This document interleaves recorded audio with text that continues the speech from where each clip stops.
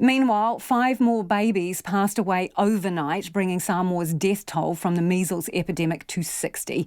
And whilst the country's immunisation rates have never been high, a reluctance to get vaccinated has been blamed on an incident last year when 2 babies died after they were administered botched MMR vaccines.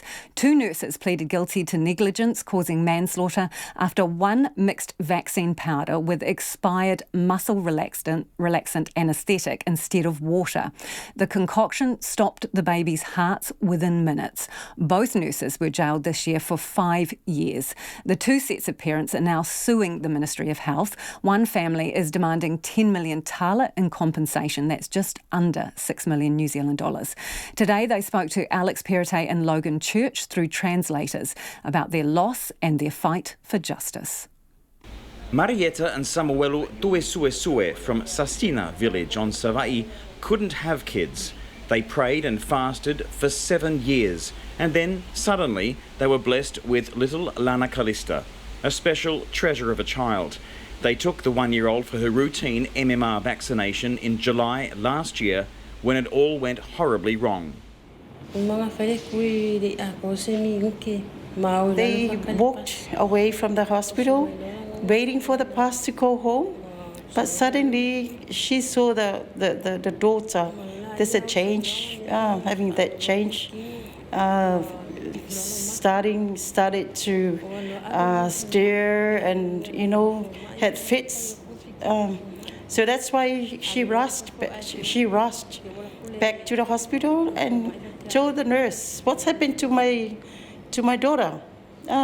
And still doing that, she was trying to shake her, but there's no response. Yes, and she died. Samuelu, I want to ask you a question about how you felt afterwards and what you did and what your life was like in the days and weeks following. When he heard that sad news, she wanted to die at the same time with the daughter. And also he has that feeling, wanting to commit suicide.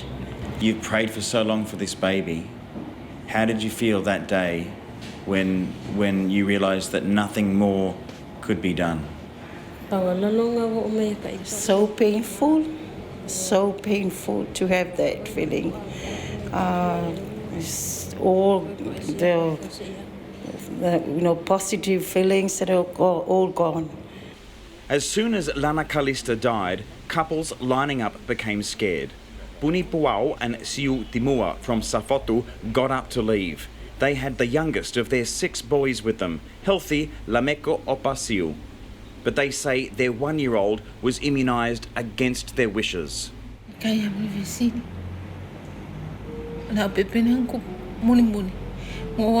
Immediately after the first baby died, the nurse came and told me that I'm the next, my son's the next, but I totally refused. And but I told the nurse that no, that I've seen the other baby die, but the nurse came up with an excuse and said that no, it's okay, that other first baby was a sick baby. She wanted to take her baby home. And then what happened? What happened next?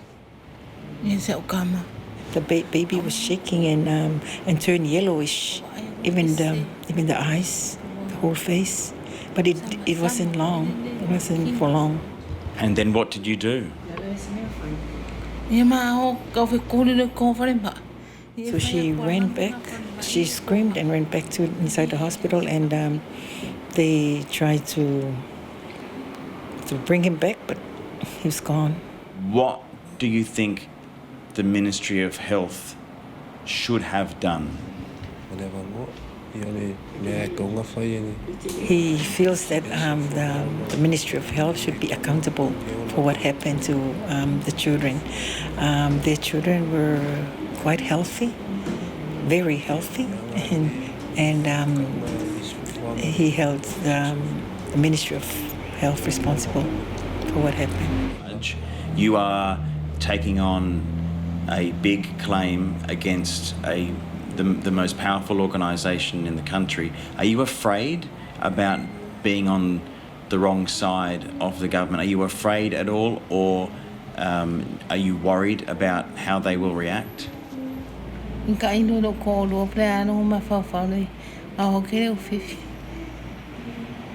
They're not afraid. It's just that they're taking this big leap of faith so that they might be able to find peace within themselves. Punipuao has since had a stroke. She can't move her right arm and leg and her left eye. The couples are suing not for the money, which they say will never replace their children. They just want justice and accountability. And like so many other Samoans, they blame the current crisis on the Health Ministry's prolonged suspension of vaccinations. They are not well off, but lawyers and others are rallying behind them to help. And once this crisis is over, there may be many, many more families filing similar actions in court. But despite everything that happened to them and their babies, they have taken the brave decision to send this message to the country ahead of tomorrow's mass door-to-door vaccination drive. What do you tell other parents in the country today who are still afraid of taking their children to get immunised, justifiably afraid because of what happened to your child? What is your message to them?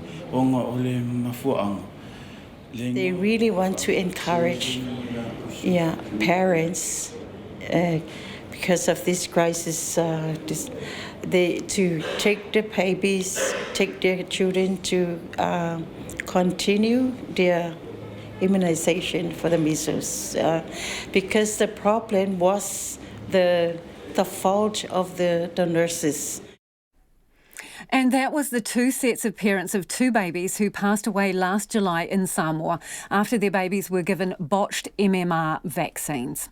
And we'll hear more from Alex and Logan in Samoa after 6 o'clock tonight as the country prepares for a total shutdown tomorrow.